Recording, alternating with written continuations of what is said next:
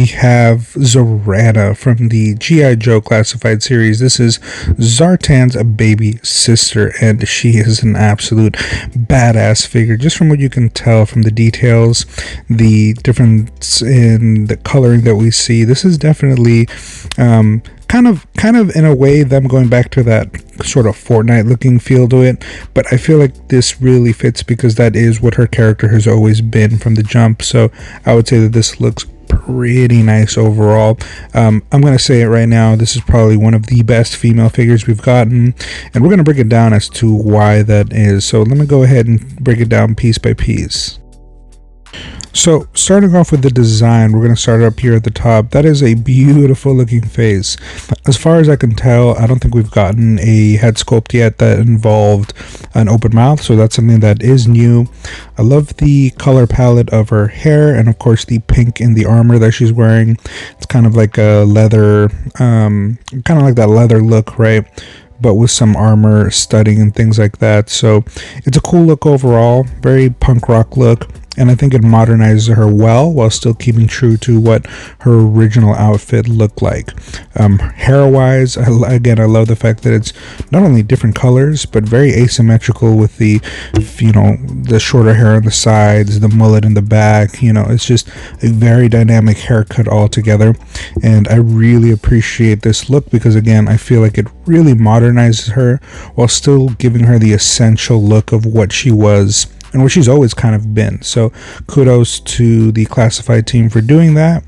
Now, of course, moving down to the middle section of the body, I really like the fact that she has the open belly like this, because that's what Zartan does as well. But she has armor literally from, what would you say, from like halfway up the tricep all the way down to the last set of knuckles on her hand. So while she is kind of exposed, without a doubt, I love this look because she looks, sexy to a certain degree, but she also looks like she's ready to rip your face off, and that's something that I think is what also allows this figure to be as good as it is, right? There's a certain amount to it that really gives off just a lot of style. The jean jacket, or should I say the denim jeans that she has going on, she does have a bit of that, outback cowboy look going on for her, but again, I feel like all of this comes together really nicely in a dynamic package that, again, would not look out of place in, let's say, a Fortnite game. Now, again, going all the way to the bottom, yes, she's wearing kind of like those jeans again, and those rips that you see basically at the thighs, it's like a pink underlay under. I thought it was like pink armor plates on top until I had it in hand and then got to see this. But yeah, so I guess she's wearing like a pink spandex under her jeans, but they're like tactical jeans. So even though they look like they might just be like a pair of cowboy denim jeans, they're more than just that. And then of course she has the armor basically from the knees down to the feet, and then she has the spurs on the back of her boots, which is a nice touch because she looks tactical, but again, she looks like she's from the swampier areas or like farmland. So again, this is something that she's always been a part of, so it's nice that they handle that very well. Now let's go ahead and look at the box art real quick. This is something that I do want to mention. I love the way her box art looks. Obviously, if you look at her face for the actual figure, very, very different. Of course, they went for a more realistic look, but I really like the box art. I kind of wish they would have given her that look instead. I know she's supposed to look kind of angry, but I almost get like a League of Legends Jinx vibe from this character, so I would have liked to have seen that a bit more than the face that we ended up getting. But then again, of course, you see the side of the box art right here, and still, I know it's more of a cartoony look, and I'm perfectly okay with that. And I do like what we got. I just wish that this would have matched up better. So the Classified series is going to have to consider how it wants to basically match up their design with their artwork. Okay, now we're going to switch over to basically the articulation. So let's go ahead and take a look here, guys. So articulation is fairly good. She can look up about that far. She can look down about that far, so pretty good range. The hair doesn't really get in the way all that much. It allows her to look pretty far. Of course, full 360 around the neck, so that's good. The bottom of the neck doesn't seem to budge in any way, shape, or form, so let me know if yours does. There are some limitations to her body. Now we're going to start off with the butterfly joints, and it allows the arm to go back. I've actually never really seen it that exposed before. I realize it's kind of cool, but it can go about that far forward, that far back, so you definitely get a good amount there to allow for an extra range of movement. When you try to bring up the arms, so unlike some of the other Star Wars figures that we've gotten before from Hasbro, where the shoulder pads kind of, I don't know, I guess to connect at the bicep and they can kind of go over the shoulder, the actual shoulders don't do that. So this is as high as you can get it, unless you're going to remove the pink shoulders because of where they're connected. So you don't get a full T-pose. You still get obviously all the articulation that's under that. So we get the upper bicep swivel and you on both arms, and then of course double joints at the elbows, which I love the way this looks. I think they did a great job with the design and engineering here, giving it the elbow pad the way they did. And as you can tell, that arm basically sandwiches pretty close. This is all the articulation you're ever going to need. This being a female character, I'm happy that they do that. And of course she has the trigger finger hand, the cowboy articulation in that right hand. The left hand is not like that. And then we do get articulation at the top of the torso, which allows a little bit of shimmy left and right. It's really not a lot, but I think it's enough to give you that extra. Backwards though, not a problem. She goes pretty far back. Forwards, as you can see there, it wasn't too much. And then if we're looking at the bottom of the basically at the belt line, she can basically move fairly far forward, a decent amount back, and of course it kind of wiggles a little bit side to side. I appreciate this kind of middle section a lot more than some of the flatter ones we got, like with Gore the God Butcher. When it comes to her drop down hips, they do drop down, and she can get into a splits both ways. I was having a little trouble here because of that knife on the side, because you don't want to break that. But as you can tell, yeah, you can get her into a full splits, no problem. You get the upper thigh swivel, which mine are a little tight. I don't think I even tried in the video, but they do move, but I would put them in some hot water.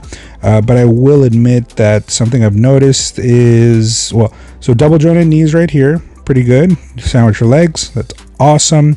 You have an incredible amount of articulation there. The hips are a little bit on the loose side. I just wanted to mention that. And of course the ankle rocker does a good job. Same thing on the other side of the leg. But yeah, I think my one little gripe would be that, oh yeah, she kicks forward pretty nicely, kicks up fairly well. But yeah, her and the Crimson Guard both have slightly on the loose end hip joints, the ones that go down. I think they're worse on the Crimson Guard than for her, but I don't know if you guys can tell when I move her around, they kind of drop really easy. So yeah, there's that. So we'll have to figure that out later. All right, now we're gonna go ahead and talk about right here the basically everything that she comes with. So she comes with 2 different knives, and then her chainsaw AR-15, or I'm not really sure what kind of gun this is. I say AR-15, but it's obviously some kind of military rifle. It's a badass rifle, and she holds it really cool, and it looks great in her hand. And I mean, this is so Gears of War, and again, this like punk rock look, I really like this. This is definitely something that's really cool to me. The backpack looks nice. I do wish it had some color, but just like everybody else that we have, there's no real color in that. So it's just always one full set of plastic. But let's go ahead and take a quick look at the gun up close. So this gun does not come the way you see it here. The magazine does come out. It's a little tough to get it in. and it's a little tough to get it out, so I'm not going to do that. But as you can tell, there is a lot going on here. I don't think we've gotten this gun before. That stock looks brand new. Of course, that machine gun, the chainsaw looks pretty badass. I think the only thing I don't like is kind of where they put that grip for the front of it. I feel like they should have made it pointing downwards, but they have it pointed towards the magazine clip. It makes it just a little bit difficult to get the hand in, so there's that. But other than that, I think I like the gun overall. It's a really badass looking gun. When it comes to the backpack, as I mentioned, it's just one solid piece of plastic in one brown color. It does the job, and it does the job for all of these guys.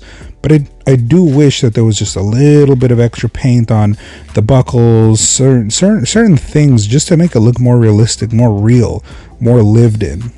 I would appreciate if they did that, but it is what it is. I think it's perfectly fine. Now this I need your guys' help with. It's really cool, but what the hell is this? It looks like there's a motor attached, and I thought maybe it was like a chainsaw knife, but that doesn't seem to be the case, and I don't know if it's supposed to heat up. I didn't watch G.I. Joe. I've never seen this character before, so I don't know, what this is supposed to be, but it literally hooks up right in the middle of her backpack. So what is this? If anybody knows what this is, please let me know. I just want to know if it's a regular knife or does it heat up? I don't know. And then this is the knife that she carries basically on the side of her hip. Just a regular, normal looking, like dagger style knife. I don't really like the handle, how it gets thicker in the middle like that. It just looks kind of weird, but it also, I guess, looks like one of those throwing knives. So that could be very well what it is. And then, of course, here is her hair piece. So she comes with two sets of hair, the one that you saw before and this one, which is supposed to be reminiscent of her original look, because again, I do believe she literally has a very close to her original look, but all they did was switch out her different hair. That looks atrocious. Let me just tell you that right now. When I took that off, I was like, God damn, that's ugly. She looks terrible, but once you put the hair back on, obviously it's seamless. You couldn't even tell. This is so seamless that I thought she came with two different heads. It took me a moment to realize when I pulled out the hair. I was like, what the hell is this?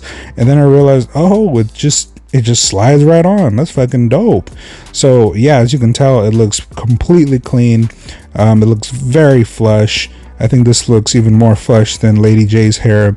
Lady J sometimes doesn't round off as smoothly, but this looks incredible. And it's your choice. Maybe you could buy two if you want and have them with different haircuts. Okay, so obviously this is a G.I. Joe character, and we need to know if it can do all the looks. It's a military figure, right? So can she aim down sight? As you guys can tell, absolutely no problem. She looks good doing it too. Again, the aesthetic of her entire aesthetic just looks awesome. This is an amazing looking figure.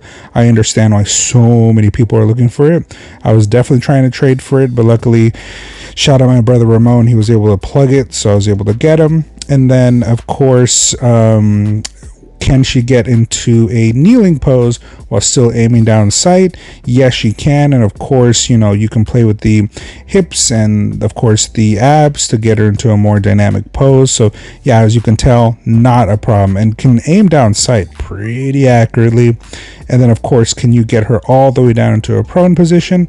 No problem. You can get her all the way down to a prone position, still looking down sight. This looks realistic. This looks like she would be shooting at somebody in that manner. So perfectly fine. And then of course, we need to do a size comparison. So starting off, here she is next to the Crimson Guard. Crimson Guard looks really nice next to her. She is a female character, and I would say that the Crimson Guard is like a medium large figure, probably smaller than characters like Gung Ho and stuff, but about Duke, maybe a little taller. But this looks pretty good. I think sizing wise, they nailed it here. She is the proper scale.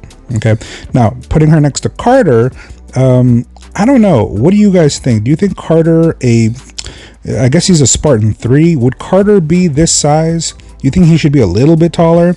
I feel like this is actually pretty awesome. I would imagine the 7 foot tall figure. I think this is pretty good.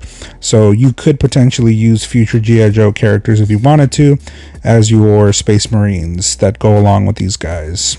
Okay, and now switching over to the SHF Gallant mod.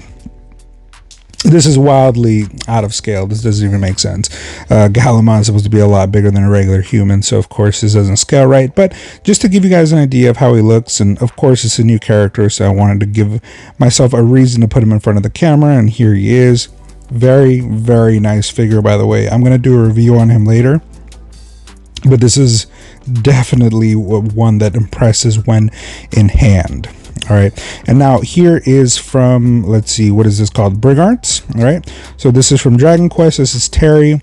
He is a small figure. I'm kind of pissed that he ended up being as small as he was, but at the same time, I do like the overall aesthetic.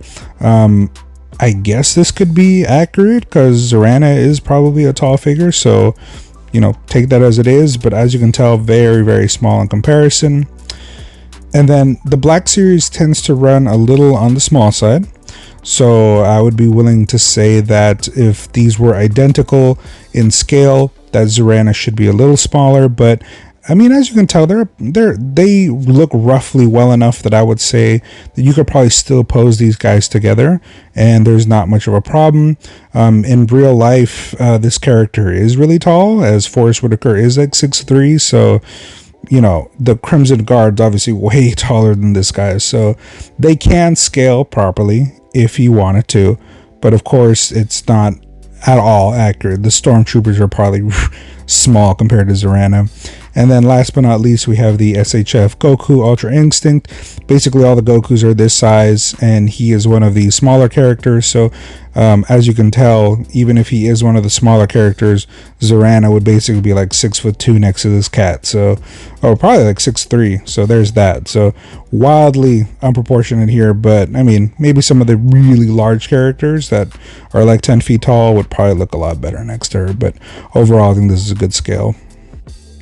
Alright, Trial Mob, and there it is, basically another home run for the Classified series. I was definitely ready to get out of this series.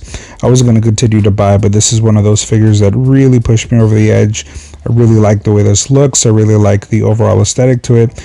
This could probably look good with your Fortnite figures if you're a Fortnite fan. This still looks good, obviously, with the Classified figure. So, very dynamic figure. I think that this is definitely a must-buy. If you are somebody that was trying to get out of the G.I. Joe line, I'm sorry, but they are starting to come out with a couple of bangers, so you should really consider whether or not you want to get into these. And I think that this would be a good place to start if you haven't bought anything recently. I think that this will definitely win you over and make you want to buy some of the other G.I. Joe stuff that we've got. Alright, Trial Mob, but if you did like this video, please give me a like, a comment, a subscribe. I am getting close to where I need to get to bring you guys more content, and it would really appreciate me if I could get some support from you guys. But until I get to the next feature, I'll see you guys then. Deuces.